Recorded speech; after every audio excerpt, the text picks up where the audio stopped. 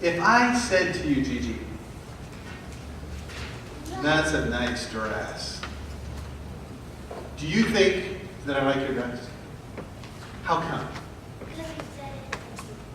But I said, my words were, that was a nice dress.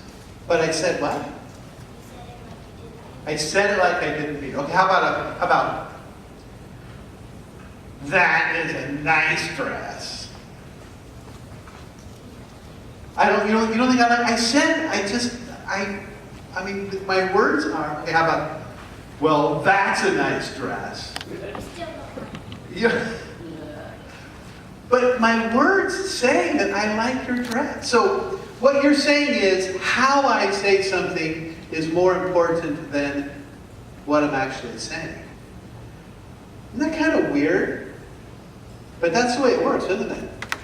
Really, how we say stuff is as important, and in this case, it's more important, isn't it? So when you speak to people, is it always just the words? Or is it also your heart that they're hearing? It's both. Yeah, it is. So you need to have your words right. So I need to say, okay, that is a nice dress. But you also have to have your heart right. What makes your heart right? I don't know. That's a good question. You and God, yeah. So you know what? Your heart is filled with a God who loves you. Jesus pours himself into you. Jesus pays attention to you. And he fills you with his care and his words. And do you ever feel like you're filled up by Jesus? Do either of you guys do? No? Sometimes, yeah. Well, the next time you want to say something that's kind of mean, and we all have that feeling, including your pastor.